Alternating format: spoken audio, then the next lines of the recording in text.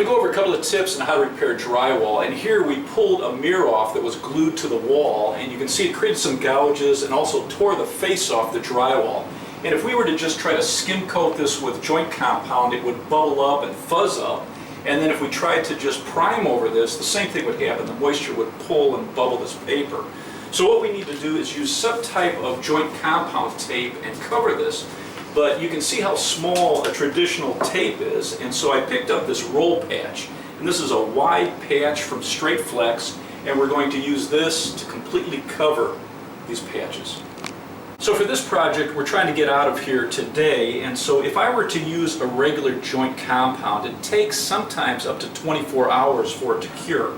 So what I'm going to do is I'm going to use a vinyl spackling that dries in 30 minutes or maybe a little longer depending on how humid or the temperature. We'll do the first 2 coats with the vinyl spackle, and then we'll put our top coat on with this joint compound, and that joint compound is designed for topping, and it's going to give it a very smooth, beautiful finish. I like to take an inexpensive putty knife and just mix up the compound or spackle first so that it's mixed nicely before we apply it. This dries quickly. I'm going to put about 1/8 of an inch of the spackle onto the wall, and I'm using a 6-inch knife, and we're just going to draw it on here. And what I love about this roll patch is all the holes on the patch itself is going to allow us to really bond very, very well. So I'm just going to embed this and pull it, and you can see how it's pushing compound through, and it's really going to make a very nice patch. So for this first coat, I'm going to pull off all the excess, and I'm just going to feather this on the side like this. Again, pulling off all the excess, and this should dry pretty quickly. And here you can see how we're coming at an angle. I'll put a little bit more compound here.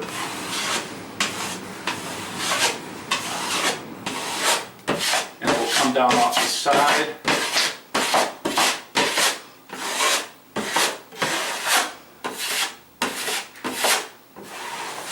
Pulling off all the excess.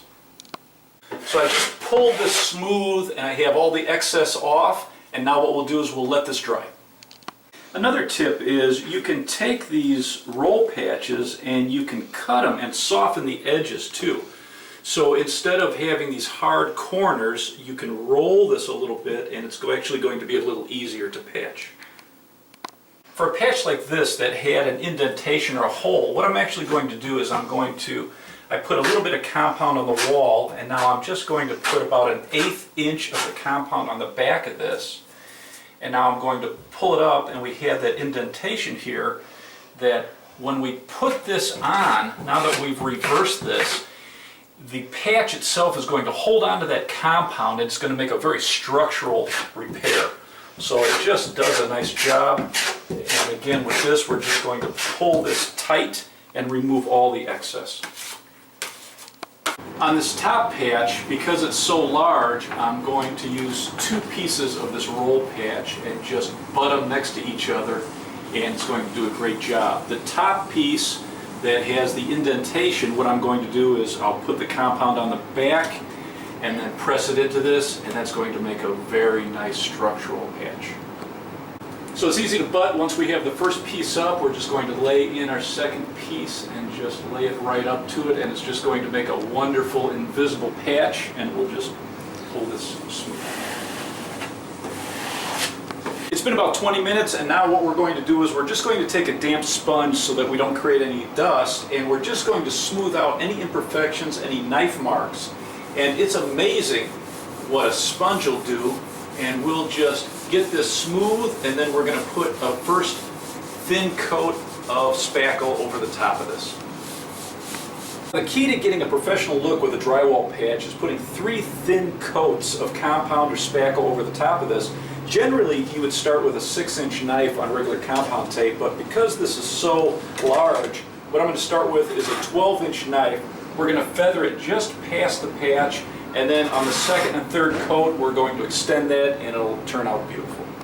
And then I always like to clean my knives, and in this case I'm using a pan in between each coat so that we don't get any particles on the next step.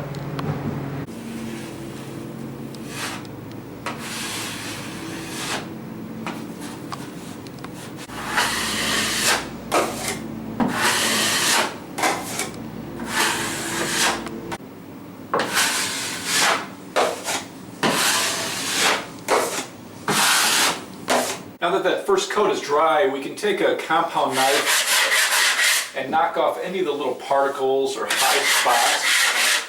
And then we're going to take a wet sponge and we're going to smooth out any knife marks and any imperfections. Now we're going to put our second coat on, and we're going to extend it just slightly past our first coat.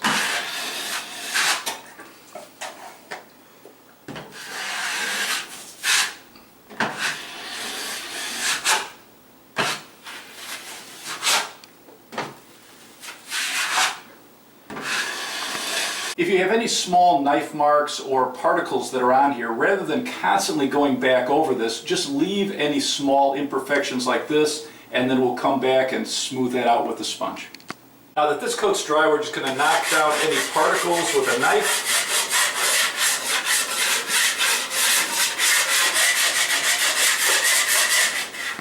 And smooth out any imperfections with a damp sponge.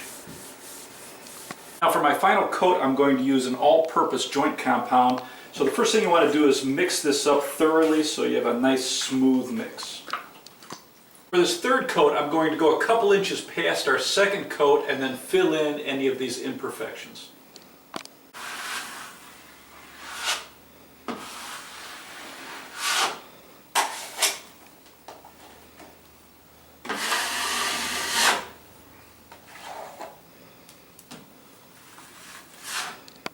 Now we'll allow this third coat to dry for 24 hours and then we'll come after it with a damp sponge. If you want to do a very fine job of feathering, you can use a fine sanding sponge, although that will create a little dust.